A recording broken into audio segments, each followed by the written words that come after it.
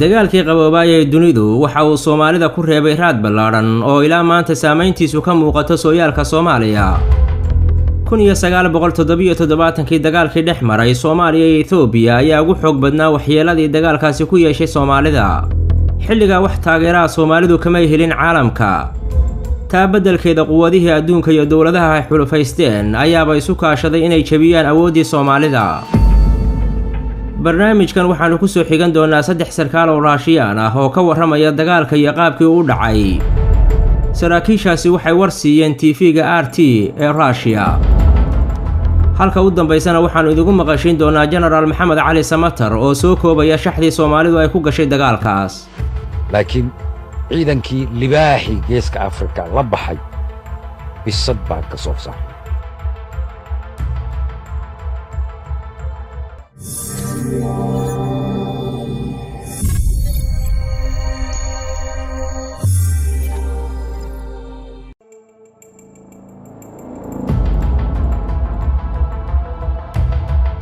taariikh baan idin sheegayaa dagaalkii 77 ciidamadeennu kolkay qabri dahare gacanta ku dhigeen Mengistu wuxuu shiriyay dargigiisa wuxuu yidhi ciidamada qabri dahare qabsaday way inaga tayo fiican yihiin marka la fiiriyo 2 arrimood mid waxa weeye way inaga tababar fiican yihiin talabaadna waxa weeye way inaga qalab fiican yihiin haddii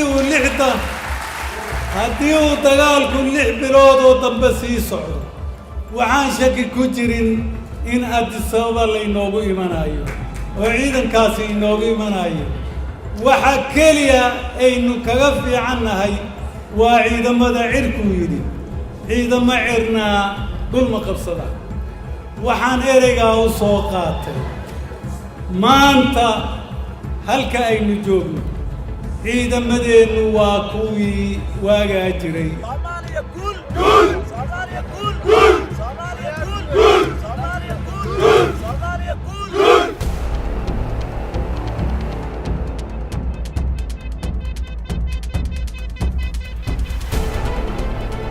xilligii uu socday dagaalkii qaboobay ee dunida midowga Soofiyeedka iyo Mareykankuba aad bay u daneynayeen mandaqada istiraatiijiga ah ee geeska Afrika.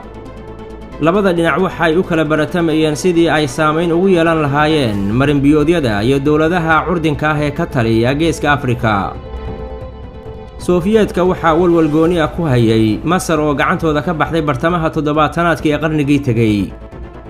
Ruushka waxaa fursad weyn u ahayd inuu saldhigyo ka samaysto geeska Afrika si uu xukumo dhaqdhaqaaqyada marinbiyoodka Baabul Mandab. baryaha waxaa khilaaf soo kala dhex galay Itoobiya iyo Soomaaliya iyagoo ku muransan dhulka Ogaadeniya. Ruushku waxa uu isku dayay inuu dhexdhexaadiyo labada dhinac umuurtoodana waxa uu loo xil saaray waddanka Kuuba oo soo saaray qorshe oranaya maamul wadaag ah oo federaal ah loo sameeyo Soomaaliya iyo Itoobiya ama hal raadsho qorshe kale oo lagu demin karo xaaladdan faraha ka sii baxaysa ee labada dal u dhaxaysay. bishii Juulaay 1977 waxaa bilaabmay dagaal culus oo labada dhinac ah. Raashiyaanka waxa uu muuqatay in aysan dhexdhexaadin ku guulaysan karin caalamkuna wuxuu u haystay in Itoobiya aan lagu faragelin karin dhulka Ogaadeniya. raashiyaanku waxa uu kolkaa u xagliyay dhinaca Itoobiya. وفي إطار هذه التطورات الانعطافية وصل إلى موسكو الزعيم الإثيوبي منجستو هيلا مريم ليطلب دعما عسكريا من موسكو، فوافقت الأخيرة مباشرة على تقديم الدعم العسكري الفوري. Mengistu Haile Mariam isagoo ka faa'iideysanaya xaaladaha isbedbedelaya ayuu u dhoofay Moscow.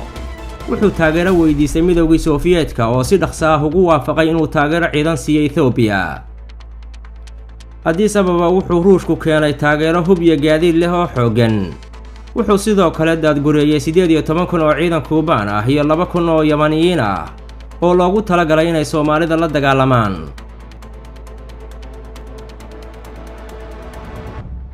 Soomaalidu iyagoo awoodooda kaashanaya ayay sabaabuleen oo dagaalkii galeen durbana waxay guula ka soo hooyeen safafkii hore ee dagaalka waxayna ku sii siqeen 3 meelood oo hal meel dhulka Itoobiya aaminsanayd inay leedahay. sida uu sheegay jenaraal maxamed cali samatar ciidanka Soomaalidu xilligaa tiradoodu waxay ahayd 50,000 ilaa 100,000 oo ololihii dagaalka lagu qoray.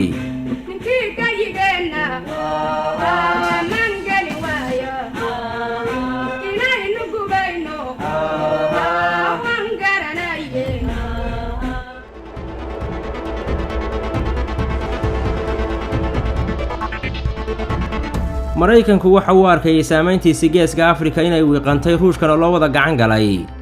Markaas ayuu isagoo adeegsanaya Sacuudi Arabiya oo ay xifil wadaag ahaayeen waxa uu Sacuudiga u soo jeediyay inay taageero lacageed oo dhan 400 milyan ay siiso Soomaaliya. Isagoo adeegsanaya hantida Khaliijka, Maraykanku waxa uu ka shaqeynayay in Ruushka iyo Kuubaankuba ay ku jabaan dagaalka. Sacuudiguna waxa uu ka baqayay in Ruushku uu ku soo laba kacleeyo haddii uu dagaalka guulka la soo baxo. وعندئذ قرر الأمريكيون التأثير على الوضع باستخدام البلدان الحليفة لها في المنطقة، وأصبح على المملكة العربية السعودية دفع فواتير الدعم العسكري الأمريكي للصومال في حربها ضد إثيوبيا. وكانت الولايات المتحدة تراهن على إغراق السوفييت والكوبيين في المستنقع الإثيوبي بأموال خليجية. جنرال ستانستاف منستيف oo ka mid ahaa saraakiishii hogaaminaysay dagaalkii xulafada ayaa sheegay in Itoobiyaanku xilliga aanayba lahayn khibrad dagaal oo xataa aanayba aqoon buuxda u lahayn sidii ay u isticmaali lahaayeen hubkii ay haysteen marka laga reebo 2 batalyan oo hore uga qayb galay dagaalkii Kuuriya. xilligaasna uu Maraykanku tababar siiyay باستثناء إعداد كتيبتين خاصتين. midowgii Sofiyeetku waxa uu tababaro u furay ciidankii Itoobiyaanka waxaana furintii dagaalka galay 18,000 oo askari oo Kuubaan ah. hore Itoobiya waxay u haysatay dayuurad miig ah oo Maraykan ah waxaana Mooska laga keenay 225 dayuuradood oo nooca dagaalka ah kuwaas oo rubuc saac uga soo hoobanayay garoonka Addis Ababa. waxa kale oo tababar socday gawaadhida dagaalka noocyada hubka ee kala duwan iyo askar dagaal oo inta Mooska laga keeno Yemen shidaal laga soo siiyo dabadeedna ka degayay wadanka Angola.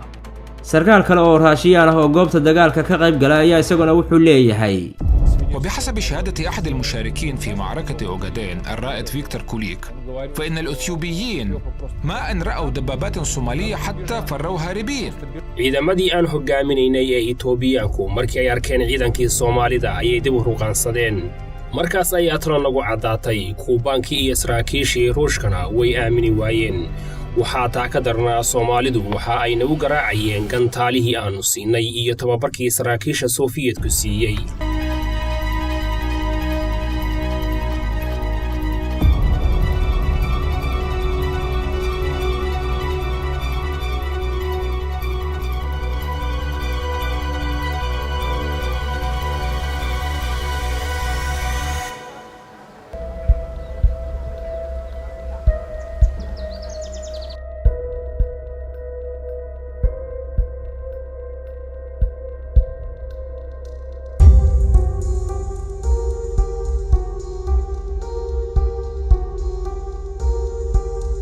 masaaridu waxay Soomaalida u ballan qaaday inay garab siin doonto haddii Itoobiyaanku ay xadkooda soo dhaafaan laakiin taasi ma ay dhicin.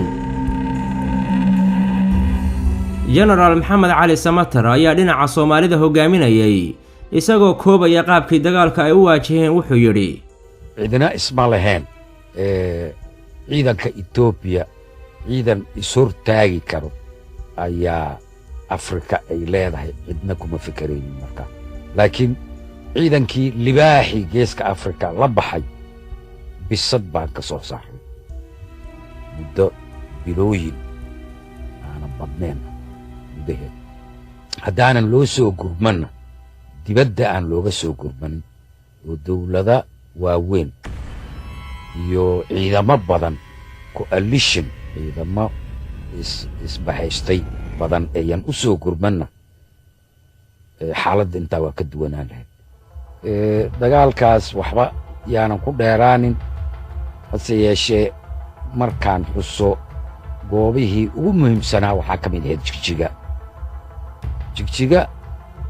ciidan xoog leh Itoobiyaanka markaa uu u joogay ciidamadooda taankiga ayaa fadhin jiray sideedana waxay leedahay jigjiga difaac adag oo dabiici ah buuraaley weeye markii difaacaas la abaabulo la qodo waay la yaqaanaa sahal laguma mari karo isma ayan lahayn Etoobiyaanka karamardha ayay jiiri karaan Soomaalida oo muddo gaaban ku jiiri karaan isma ayan lahayn dagaalka Jigjiga aad buu runtii u adkaa qallafsanaa daan xusuustayda dib ugu noqdo 14 casho ayuu nagu qaatay Jigjiga inaan ka takhalusno Jigjiga waa dhaafnay waa la wada ogyahay harar markaan marayno ayaa ay noqotay ka soo oo ciidamo kale iyo awood laga badan ay soo gashay meesha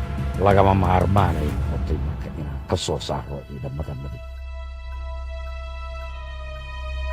dagaalkaas oo khasaare badan keenay waxaa ku hordamay labadii awoodood ee adduunka ee xilligaa jiray wuxuu ahaa dagaal ballaaran oo khibrada dagaalku ay ku tilmaamaan inuu ahaa dagaalkii saddexaad ee adduunka marka loo eego inta dowladooda si toos ah iyo si dadbanba uga qayb galay dagaalkaas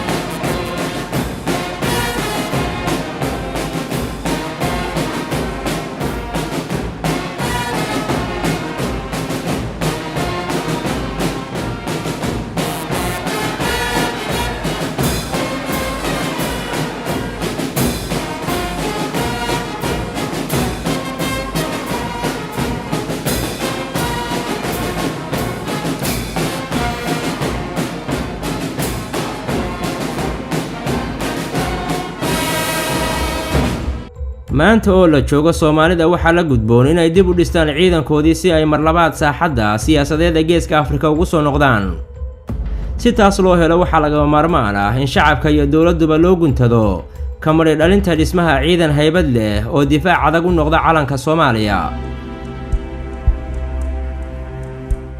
ciidamada qalabka sida waa kuwii naga soo saaray abaarihii aan soo marnay waa kuwii markii aan baranaynay af Soomaaliga ka qayb qaatay ololaha